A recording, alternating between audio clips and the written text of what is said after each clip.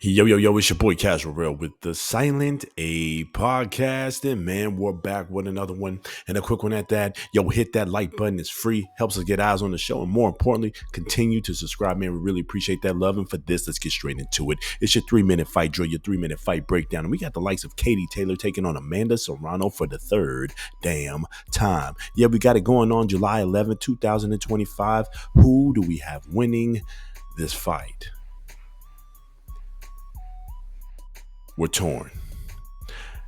For this one, we've really got a option of outcomes. Number one, we really think Amanda Serrano should win this fight if and only if she finally implements a little bit of defense and some proper head movement and continue her punch output. She can win this fight. We got her winning by close decision, finally getting that, escaping victory against the likes of Katie Talyor.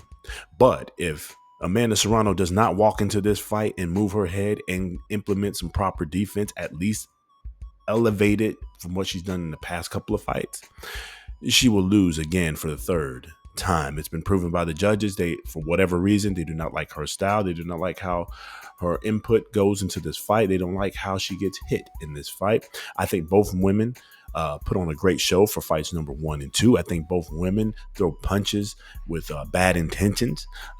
You can argue what happened in that second fight with the close head movement of Katie Talyor and using her head kind of in that fight to kind of throw off the likes of Amanda Serrano, complaints of the headbutts. I did think Amanda Serrano did enough to get the nod in the second fight, but the judges didn't, and I can't argue with that because it was still a close fight. And now we've seen two fights total. Amanda Serrano fought the exact same way pretty much in both fights, except before she brought even more punches in volume in the second fight, but still was getting hit too clean, too sharp from the likes of Katie Talyor. If she wants to win this fight, Amanda Serrano, you've got to move your head. You've got to at least get some proper defense in there, get back to the roots, and still throw them punches with bad intentions. You can still fight. You can still put on the show and do this, but you do got to move your head. You do got to get your head off that line and stop getting hit so clean from the likes of Katie Talyor.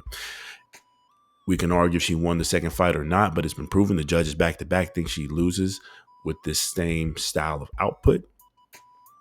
So that means you need to change a little something. You're insane. You're crazy if you think you're going to win with the exact same style 3 times back-to-back, and you've lost 2 of those. So the only way I see her winning is a close decision. I think she will finally do it this time. I think she will implement at least some proper head movement and defense. If she's smart, if she's the veteran, I think she is. I think that's what will happen. That's the primary thing I see.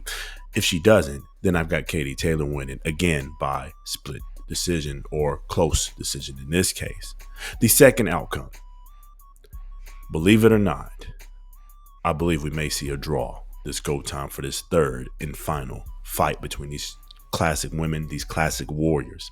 And that's only because maybe if she does implement this head movement in defense, meaning Amanda Serrano, it's enough to steal a couple of rounds in the judge's eyes.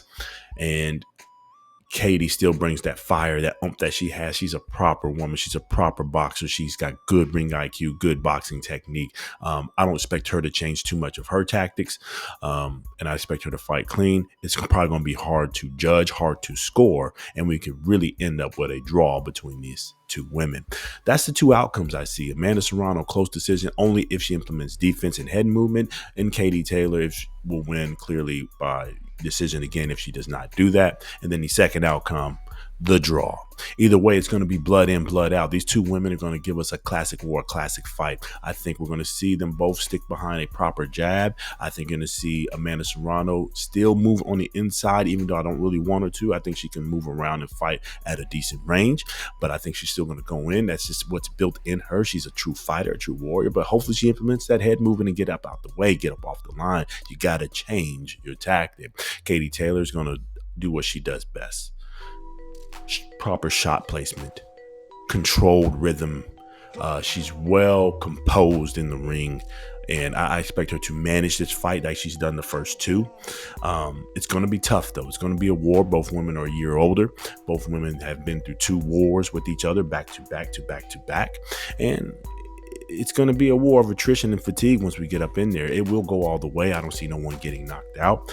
Katie's too big for the likes of Amanda Serrano, even though Amanda Serrano's pretty much same height, size, or same height, reach. Just Katie's been fighting at that weight. Amanda, I guess, technically has been fighting at that weight now 2 times back to back, but it's clear neither one of these women really have the power to knock each other out. They have power, but the chins that they have, the heart that these two women have, you got to take a lot to take them out. Either way, that's the way we see it right now, man. It's going to be a good one. It's going to be a good war. It's going to be a good night of boxing on Netflix at that, free to the boxing public. Shout out to that. Shout out to MVP Promotions for getting that right, teaming up with Netflix again, bringing us an all-women's card. And it should be a good scrap. We got the likes of Alicia Baumgarten on that card, Metcalf on the card. I mean, it's a full women affair. And I think they're going to bring a good show. One of the first ones I believe I've seen in my lifetime. It might be, I think it's being touted as the first all-women's card, period. I think we're going to see a great show. I think they're going to come out and show the world of boxing why the sport of boxing needs the women in there to help carry the sport as well. And I think what we'll see this night, with it being like the first main event like this for an all-women's card and being pumped out on Netflix at that, I think you're going to see the women throw everything out the window and try to put on a show so we can continue to grow women's boxing. When that happens, man, you're going to see a lot of things happen. You're going to see a lot of violence. You're going to see a lot of hands getting thrown. Don't get me wrong, women let their hands go in the sport of boxing. I think they fight harder than the men. I think they're a little less scared of getting hit than the men. It's just, if they had more power, we would see more knockouts. It is what it is.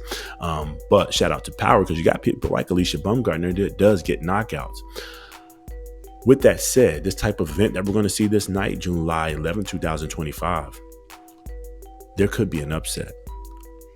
I'm not going to call which one it is yet. We'll be calling this fight live July 11, 2025. But with this type of fanfare, this type of historic event, it usually elevates the competition. It usually makes people and athletes take a little bit more risk than they wouldn't have.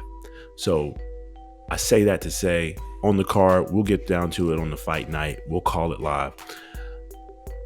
Expecting an upset. Not necessarily in the Amanda Serrano, Katie Talyor fight. There's really no upset there unless someone does get knocked out. That would be amazing.